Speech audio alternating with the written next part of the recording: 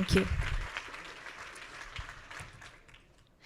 Thanks. I'm actually here to tell you about the power of stories, and I will tell you a little bit about my story. As Alex mentioned, we're pre-launch, pre-revenue, so there's not a lot of learning to tell you about how we have developed a product to market, but I'm going to share you what I learned as I shared my personal story in very public arenas, including Elevate Conference.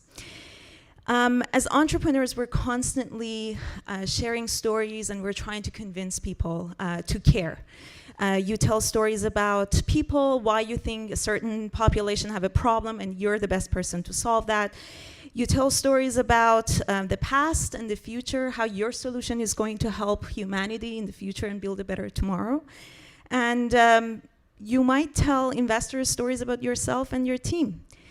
And it's a really good thing. It's very powerful because stories, especially the personal ones, will help for you to come across as authentic, genuine. They help build relationships. When you share a personal story, the other person on the other side might also feel more comfortable to share something very personal with you back. They also let others imagine your situation. So if you have an idea and if you're thinking about launching a company, I highly encourage you to think about that story that might resonate with people. Now, this is our story, and I'm going to glance at it really quickly, but Babbly is essentially helping parents to reimagine how infant brain development is being tracked. In the last 9 months, we went from basically an idea to winning Elevate Tech Conference's award, partnership with Holland Borreview, very well-known pediatricians, and in less than a month, we had 300 people signing up for a private beta. I'm not sharing that to brag. I'm sharing this because I want to tell you, I think the only reason to achieving that was, one of the main ingredients was my story. So the story is, my son, when he was 2 years old, he was nonverbal. He wasn't talking, and just after his second birthday, he was diagnosed to be on the spectrum. I was told he may never talk, as a lot of autistic kids never do. And fortunately, in less than 6 months, and with the help of speech therapy, he was able to put short sentences together. Now, that's incredible, and I'm really happy to stand here and tell you that happy story, but I know the story is not the same for a lot of families. So we want to change that, and we're developing an app to help parents basically use AI to analyze the baby videos and audios that they track from their babies and get instant analysis on their child's development. I just told you a very personal story, and I made you believe that that story led to positive outcomes. And that's true, but there is also another side to it.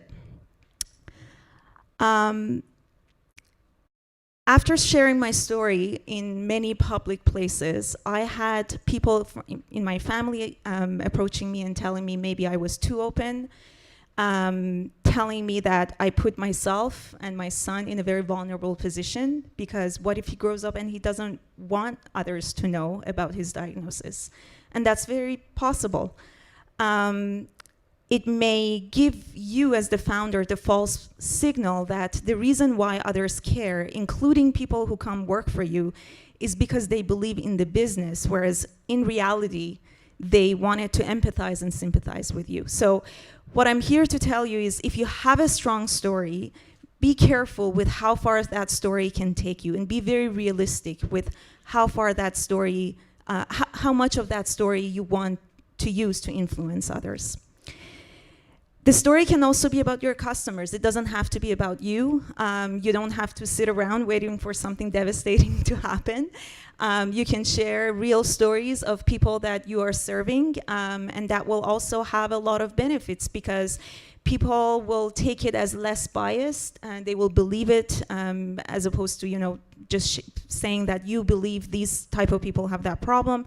If you can share real stories of them, it comes across as really positive.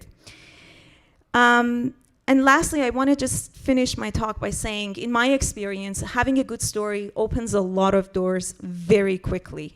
But what it doesn't do, it doesn't help close deals. And what helps close deals comes to a million factors, which there are tons of talks about that you can go to, but here are just a few things that I think are important. But at the end, I think what's important is to think about, again, what is your story? What kind of story? Is it a personal story, or is it a story of others that you have heard along your journey? Where would you share that story? And what do you expect that story, where do you expect it to take you? Thank you. Everybody up. Woo. Give me my whistles. Give me my whistles. All right, let's do some questions.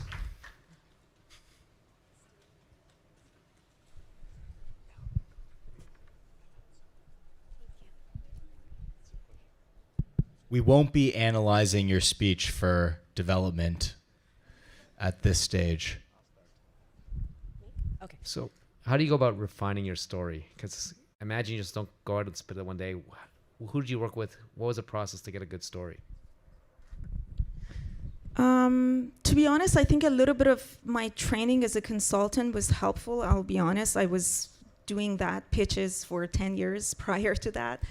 So I was actually really good at telling stories of customers, but when it came to my story, I think the biggest hurdle that I had to overcome was to actually share it with others, to be honest with others and not to filter and censor it, because in the beginning I was doing that and it didn't feel very authentic. So I think when I let go of that fear and I unveiled it, it really helped to refine it. Hi, Myriam. I'm Lydia. I'm also a founder of a startup. And since we're being vulnerable, I have a question for you in regards to your story of being a mom and a founder. I'm curious how that's come up in meetings with investors. I'm curious about what it means to your team, just how you've been navigating your role as a mom and the story you tell as a founder.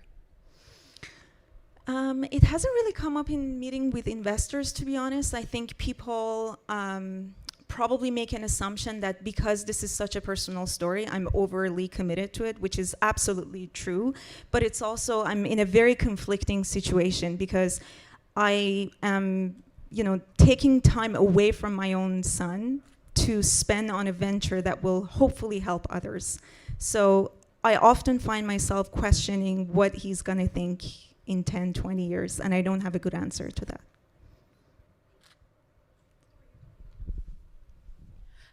I would like to know more about Babbly itself, like how those parents actually know about their development of their kids.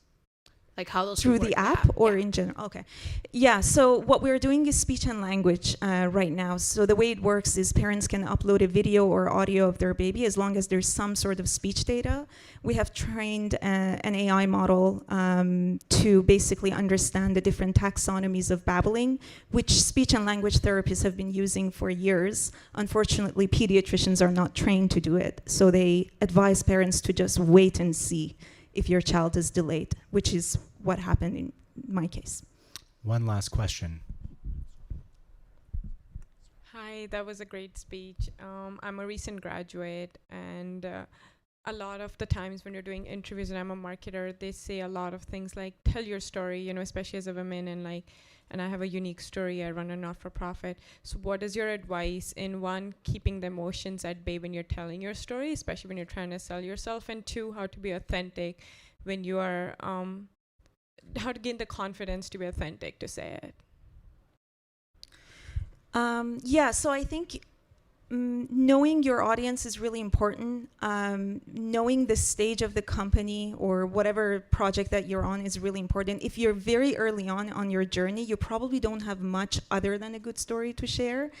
But if you're, let's say, you're 2-3 years into your company, you have a team, you have a product, you have revenue, the story is irrelevant. And I've been saying that to my team. I hope, very soon I can stand on stages and not talk about me and my story, because the story has to be the company, not me. Thank you.